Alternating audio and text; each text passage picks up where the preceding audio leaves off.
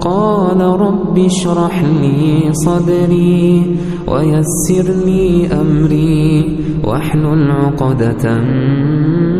من لساني يفقه قولي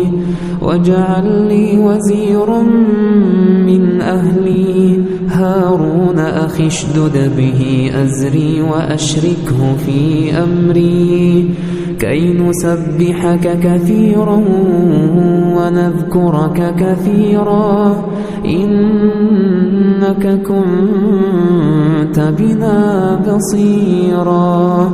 قال قد أوتيت سؤلك يا موسى